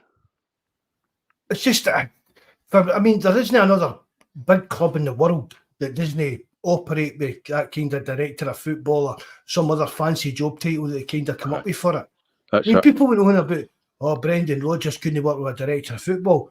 When he was at Celtic, he wanted John Kennedy to get that job. Aye, and I know. Leicester also had a director of football. Yep. I was one of the men that said that. You go to any big club. Go to any big club in the world and they've got a setup that. But it's just that if even doing it for the is it continuancy or continuity? I know, I agree. It's even for that. It's like if he'd a director of football in place, right, when Ange was here, right, the next time, right, Ange leaves, we've got it, bam, what's going to happen? Square one. There's a wee bit of an uproar, a wee bit of struggle, but then the next manager comes in, and it's a kind of seamless kind of, do you know what I mean? It just kind of merges in there. Nothing really changes. The club still goes forward the way it's going. everything stays the same apart from the team gets tweaked a wee bit to suit the way the manager wants to play. Yep. Everything else still keeps on the same, the scouting, the recruitment and everything and stuff like that. I mean, everybody was creaming in their pants because the B team was playing the same kind of football as Ange was the first team playing. Well, Ange's done a bolter and the B team sitting about 14th in the league with a team full of plumbers and joiners and plasterers. Aye. I'm not offended to any guy, that's their jobs, but that's what Celtic's youth play. That's what Celtic's youth players are playing against, Jerry. Do you know what I mean? Aye. You're not going to become a better young player playing against guys that are working a shift and training a couple of nights a week. No, I know. We've said that umpteen times. There's only one way for them to progress. Who picks you see the Ajax setup? That's all their teams for under fives to the adults play the exact same way. See if you get a director. I mean, who picks? Is it up to the manager how the teams are going to play or what? Well, they kind of come to a kind of compromise, but the kind of Ajax. It's a bit. They're kind of setting their ways. I know. I was just no, but I mean, they've had guys like Van der Sar or Overmars. It was the director of football. Another one was the CEO or whatever like that. But they're bringing in these guys that they know the way that Ajax works, so that's what they're looking for. Yep. You know what I mean? They don't right fair dues. They both played for Ajax. Probably that helped them understand that. But it's a case. The Celtic board should be looking for like a director of football. You know Celtic. You know what we're all about. We like good attacking football. The fans want to see that. That's the kind of ethos of the club. Yep. And then you give him that job, and then the manager will come in, and you're obviously the director of football is basically in charge of all the football operations, the scouting, recruitment. He's in charge of all that. But he'll work close with the manager to get the team playing what will suit them and what players they need to do, what they want to do, and come to a kind of agreement. But when that manager goes, a next manager will come in, and there's no that kind of major upheaval. Mm-hmm. It's just again tweaking what the manager wants, but keep them in step with what the club wants going forward. Yep. It's like, see, like a lot of the players we signed in the summer, right? A lot of the players, a lot of them even we're saying they're not ready for the first team. Maybe Rodgers has said the same thing, but if he'd go the 3 or 4 quality players that he wanted in the summer, they wouldn't be moaning about signing these projects, because the pressure wouldn't be on them. Yep. Do you know what I mean? Aye. But that's the problem when you're signing. I can't remember who it was that said it previously in the chat. You're all right with signing a couple of projects. You don't mind that, but see if they've not got the support of the first team ready players, they're not going to progress at the way they should. Because you're asking a project to be doing a job that a first team ready player should be doing. It's sink or swim time. So they've got to be. I think they've got to be kind of brought in gradually, rather than just thrown straight into the first team and hope that they're going to cut the mustard at the right standard. I mean, if you bring some of these projects in gradually, it's the best way to do it. It's like that Tetty, right? But I thought we were going to be interested in him and stuff like that, right? If we signed Tetty, Yang's sitting on the bench and getting the odd 20 minutes here.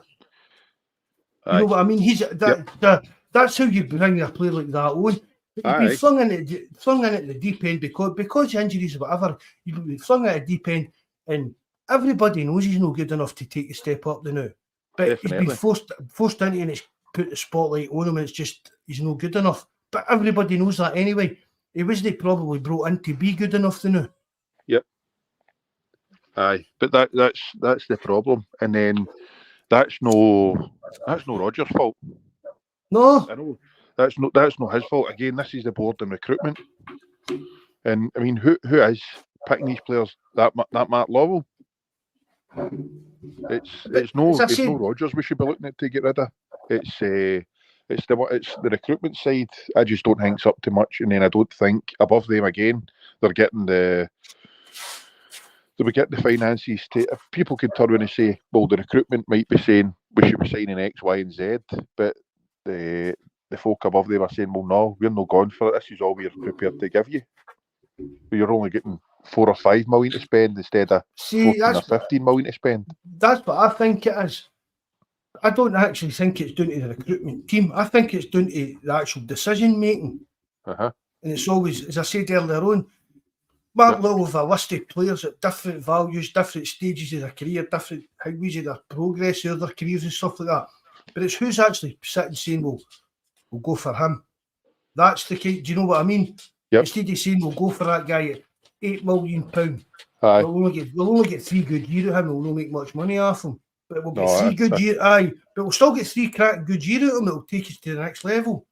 Or do we go for this young boy that we're got in 2 years' time, we're going to have a great player in our hands and be able to make money off and blah blah blah. And will we go for this wee cheap project at £2.5 million and just see how it works out? Who's actually making the decision on who we go for? Because it's no Mark Will. Like I said, he's a scout. The scouts will have listed players, but who's making the decision to always go for this cheaper option? There's no push the boat out for the more expensive, better option. Aye, well, that's the thing. Who is calling the shots there then? Is that Nicholson? Well, that's his job. Aye, well, it's. Good night, Patrick. Patrick Mealy, thanks very much for coming in, mate. Cheers, bud. But I mean, that's for me. I mean, we blamed Liverpool for it for years when he was CEO, so we've got to keep blaming the CEO. The CEO's the final decision comes down to him, and that's Michael Nicholson. Unless he's that much a wet wipe that he's getting bullied with. I mean, have you heard the guy talk? Aye, I've heard him talk. Aye. Now, have you, Michael Nicholson? Aye. Oh well, fair play for that. But the boy Gregor Summers has met him a couple of times. Does he? Aye. Aye, with what he does, and he could have helped, I think, get our wee football team doing something. I think through Gregor. So. I'm talking about the Celtic CEO. All right, no public announcement. Was that no? Do you know what I mean? And that kind of, I think that's a bit weird. I mean, you don't want somebody with the ego of Lil, you know what I mean? Because it was always him, Peter Lil said this, Peter Lil said that. But when did you, last time you picked up any paper or read a website and it was like, oh, Michael Nicholson's come out and said this or he's come out and said that? Aye. No, I know. Well, it's just, I think I don't know whether, but again, we brought in that Dom Mackay, meant to have done the, I mean, let's face it, this guy did apply for the job to work, paint and decorate for a few shifts. This went through, no, but you know what I mean? That guy, I went through some kind, I mean, what kind of process and amount of interviews and actually basically sales pitching yourself do you need to get a job as a CEO of Celtic? Yep. And then, 2-3 months later, the guy gets bombed out. Aye. Never heard anything else about it or nothing. The next thing, the guy was basically a lawyer, went to that Nicholson. The next thing, he's our CEO, and you never hear from the guy.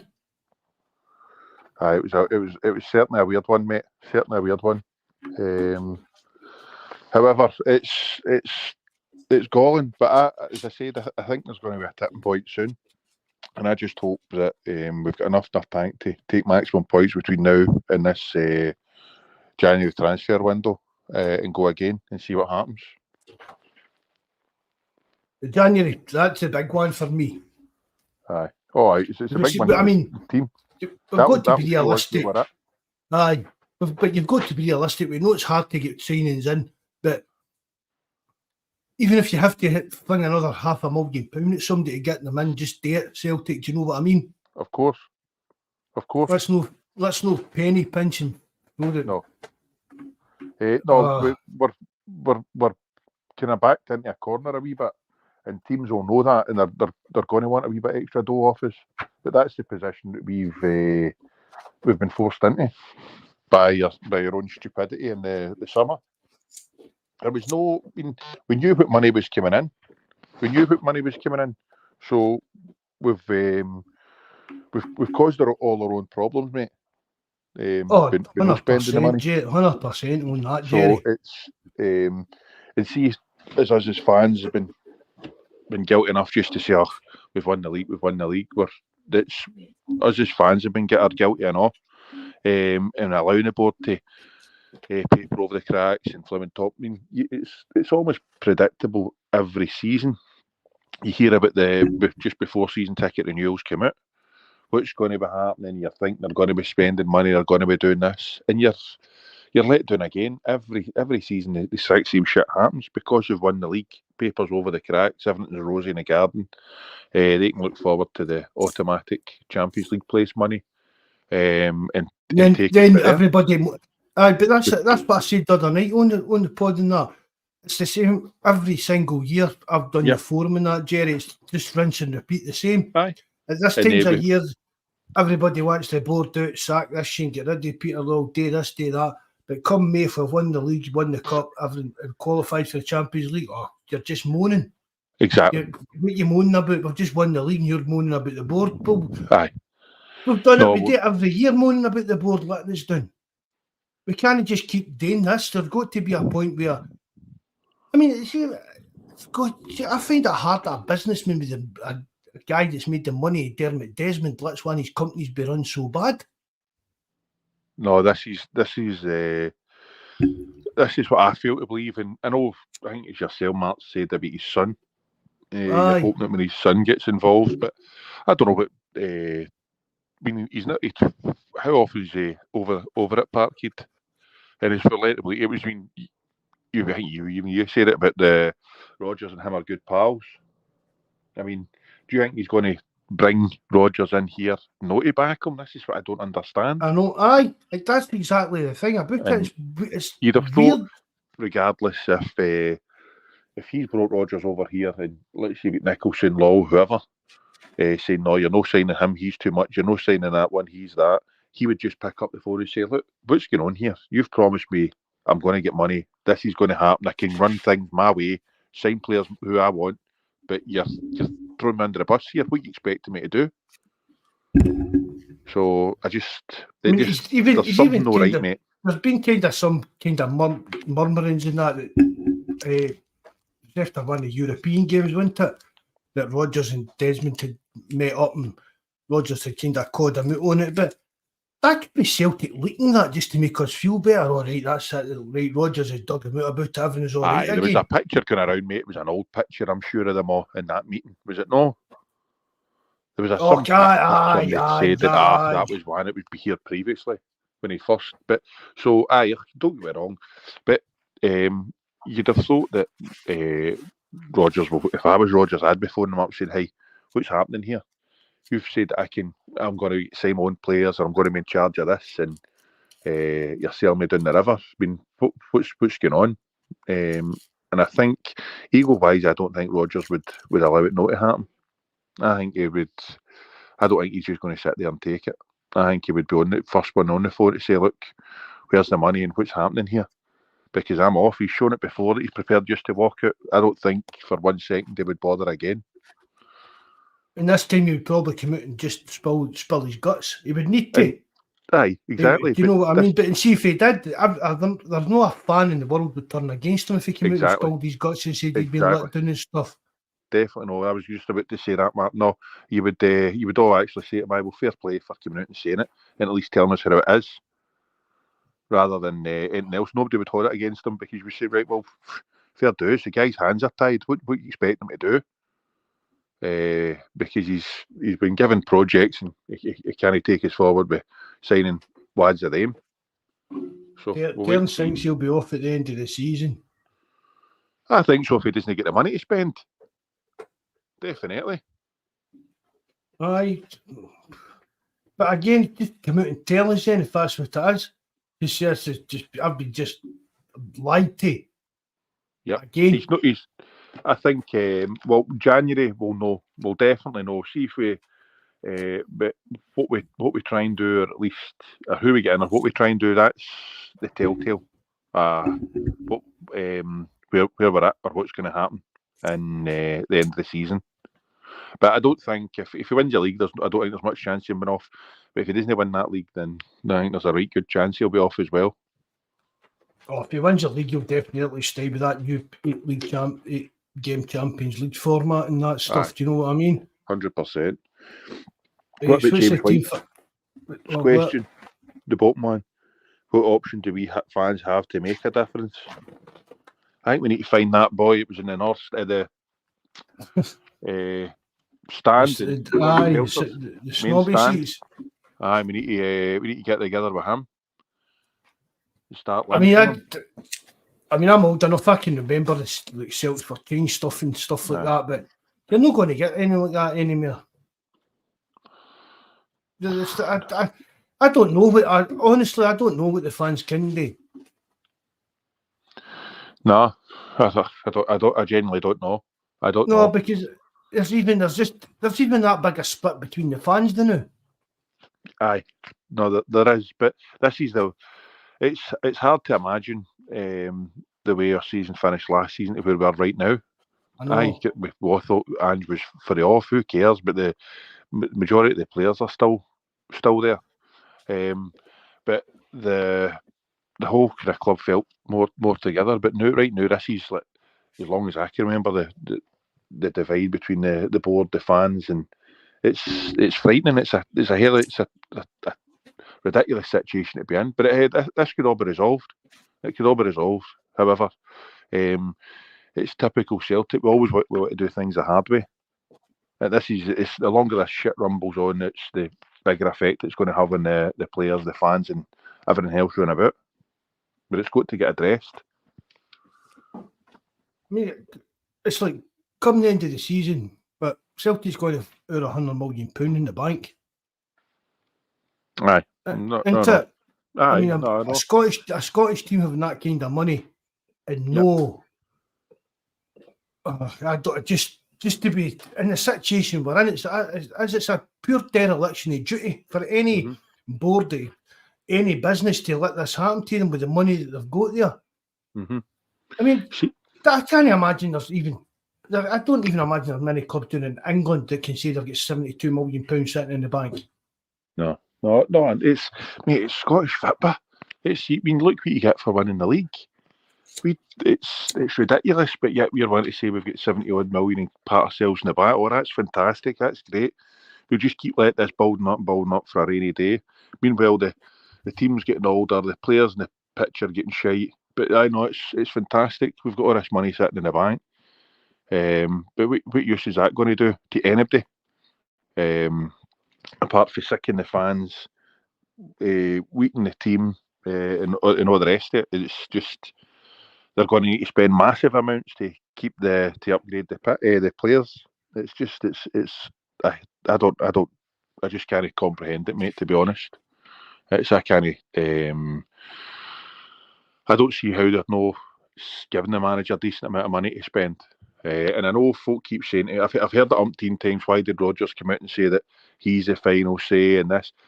I think at the start of the season, he was trying to find his feet and all the rest of it, and I think he was promised money. But now I think he realises maybe he's been self-flipping pig in a poke, and he's got to be at that board and at Desmond and saying to them, look, you need to give me money to spend in January, serious money, and the same again in the summer, or else I'm off and I'm going to be spilling my guts. I mean, do you think there's maybe a wee bit of power struggle again with Daddy Lil not being back? Aye, I think so. Definitely. For the last time Rodgers was here, do you think there's a wee bit of animosity? Yep. Aye, 100%. I definitely do. And I say, see, as long as Lowell's hanging about the club, I think there's going to be a shadow over us. See, it's like managers, players. They've had their spell, they've had their time. It's time to cut. I know it's a different team, but see, even like Ferguson doing it, Man U hanging about. I would be like, look, thanks for everything you've done. Thanks and goodbye. As long as folk like that are there, they're going to be casting their shadow. They're always still going to have all their old wee ones telling them stories and them. I would be, for me, I think it's time for Law to ta-ta. Thanks for everything you've done, but you're no longer needed, and start again, because he's had his time, he's left, take his boy with him. That's my opinion, mate. I might be talking nonsense. People might agree they don't, but no, I would hunt him and his laddie. I'm kind of getting to that point as well. Yeah. I think there's just something behind the scenes that's it's no as harmonious as we would like it to be. There's meant to be a couple in that boardroom that didn't want Rodgers back. Aye, I could understand, mate. There was a lot of but I think a lot of that I think is down to because of Rodgers' relationship with Dermot Desmond. I think Dermot Desmond, and him have got that kind of relationship.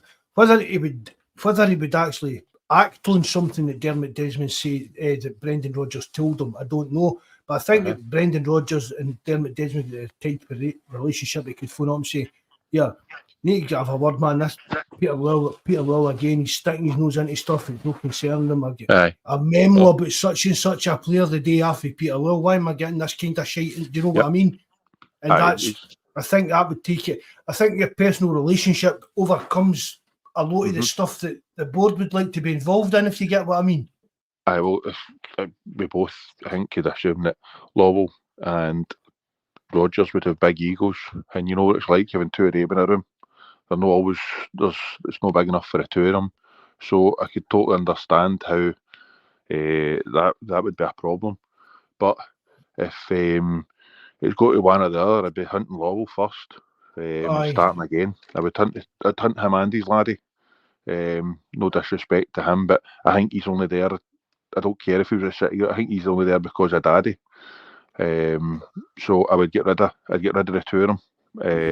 Get the best men in for the job and go for there. But that's Desmond's call. It's up to him. He's obviously he's no dafty, so he's got to know that he's not going to be able to just keep the both of these guys happy. It's going to be one or the other. But that's what I mean, Jerry. A guy like Dermot Desmond has earned billions out of his life. Why is you letting, even take away the kind of football aspect of what it is, why is you letting any companies be run so poorly? Aye, agreed. I totally agree, mate. You'd be asking questions, and you'd be saying, he would want a plan for what's happening with that money. They've got to be some sort of plan going forward, what it entails and where this club's going. Because as I say, right now we're not progressing, that's for sure. Are we going back the way? Possibly. Standard of football stagnating, recruitment terrible. Back the way with the kind of football on the pitch. There, Ian, that's a new guy. Even Ian, thanks for coming in, mate. Dermot Desmond creaming it for years and never invest. Dermot Desmond doesn't need to invest in us. We've got £72 million in the bank. We don't need money off our directors. We don't need our directors or whatever shareholders to invest in the club. We make enough money to spend what we make. A lot of people accuse that of Dermot Desmond, he never puts anything into the club, but he doesn't need to. Does he take a dividend? He'll get a dividend off his shares that he owns. Do you think he needs it? No, but he's entitled to get it. Nah. Well, he's any Celtic fan. If he's getting about the dough he's got buying all these stupid islands and everything else, and he's going to be taking a dividend out of Celtic, so not much of a fan there for me. You buy shares in something. You buy shares in something to make money. Nah, no, if I've got the dough he's got, and the love Celtic the way they say they do, not a chance. I'm not going to be taking dividends. Doesn't he come to games, but yet he's prepared to take everything out of it, and not just another shyster. But you got to do with it. You can't turn around and say, put it into youth development, put it into the... maybe gives it to Kano Foundation or something like that, but it's like people going about Peter Lowell, look at the COD Celtics, get all this money, Peter Lowell with bonuses and stuff like that. Peter Lowell doesn't get any bonuses after Celtic, it's all in the accounts. I mean, don't get us wrong, it's 40 grand a year or something like that for turning up for 6 meetings. Aye. That's not bad. That's just the kind of way business runs into it. See, looking at the accounts the other week, I was going through it when somebody brought it up on the forum. That's how I know that. But it's like, it kind of just seems like a kind of flat fee that all these non-executive people get. Do you know what I mean? It's just that this 40 grand seems to be like a flat fee. But Michael Nicholson, I think Michael Nicholson, there was another one on the board, and they get, I think it was about £3 million between them. And I thought to myself, gone with the conspiracy theories now. If Peter Lowell's pulling the strings, why is Celtic giving two guys nearly £3 million a year just to cover up that Peter Lowell's running the show? Yep, I agree. It's weird, man. We just need some fresh blood on that, some younger guys, some modern guys with some forward thinking stuff in that. Do you know what I mean? Aye. See, Lovett's came my point, and I totally agree with you, mate. That's where a billionaire, he's not going to lose out the money because of loyalty. And I 100% agree with you. He never became a billionaire by being stupid and giving his money away. However, if any of us were ever in that fortunate position to have a lot of money, and you had money to burn, I reckon a good chunk is we're putting money into Celtic without looking for anything back. So I don't know. I think Jim's saying that about the charitable causes will help with the tax for the dividends, which is fair dues. If he's taking that money out to put it in the Kyogo Foundation or whatever, then fair dues, fair play to the guy. But I've said it for years. I used to say, how's Desmond get worth whatever $1 billion or a couple of billion quid, but yet he wouldn't give Celtic steam off his shite. But that's you getting into the Rangers shite with this sheer confetti. Dermot Desmond can't just turn around and say, I don't want that money. Aye. Because he's legally entitled to it. And if he just turns around and says to, he can't just turn around and say to Celtic, oh, there's my whatever £1.5 that I made off my shares this year. He can't just turn around and give Celtic money for no any kind of accountability for it. No. Supposing you won Euro Millions at the weekend, Jerry, right? 20 million. I mean, you'd been in Vegas on Saturday night, mate. No, but supposing you won £20 million on the Euro Millions and done that, I'm going to give Celtic £5 million. Mm-hmm. You can't just turn and say there's £5 million. That for a start, that could be money laundered, you know, all that kind of stuff. But even without that, you just got to say right there's £5 million. With no shares. Fucking building indoor pitch with it. Aye, but with what? With no shares or no say in it or nothing. How did that? Would that Lotto out not manage to take with the Orcs? No. Aye, but even that, but he probably bought shares with that £1 million. Aye, well, maybe possibly. That's what I mean. That's you getting in that kind of what the Huns were doing with that kind of share confetti. Aye. That's like you're saying they're already £5 million, and then next year all of a sudden Celtic saying, right, they're shares to cover that £5 million. Yep. Aye. You know, it's like even with Man City doing that, they're all this financial fair play, they're pumping millions into clubs and that, and they need to kind of still prove where it came from and show where it's gone and all that for all this kind of stuff. Mm-hmm. Here's Ian Roy came up with a point. Rodgers dropping Lager at the weekend is unforgivable. He helped save us from another disastrous result. I thought there's no talk of they're maybe got to listen to offers for him in January. Aye, meant to be, aye. Again, it's just... Who do you think of him in that in the Rocky? Do you think he'll cut the mustard here? I don't think so. Nah, I mean, the Phillips thing, I think that's got to do with he maybe need to get game time. If this happens, if that happens, it's got to be something in it. But I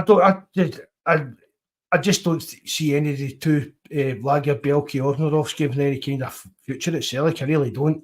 Well, 1st of January, you're hoping that he's in the taxi doing that M6, Phillips. I think that's a certainty now. I mean, I really don't think there was any kind of chance of it no happening. Aye. You know what I mean? I'm no like any kind of permanent move for him or anything like that. I think it was just he was brought in as cover, and maybe gave him some fucking promises that we wish we hadn't, because he's been worse than Shane Duffy. We've not seen enough of the boys consistently, but you need to give players time. However, I don't know if long term they're going to be ways. Who's your team for Saturday? Just on that, but especially with the two of them being fit. Yep. You know what I mean? That's the thing about it. The two of them's fit now, so they're not getting any game time. So you've got to really think, this has been another couple of diddy signings, isn't it? Aye. Yeah. A team on Saturday. Again. It's going to be the usual at the back, isn't it? Hart. I think he might start Ralston. Aye, you've snookered this there, man. I was going to say, I think Ralston's starting. And then it'll be Carter, Vickers, Scales, probably Taylor again, wouldn't it? Aye. McGregor, O'Reilly, Turnbull.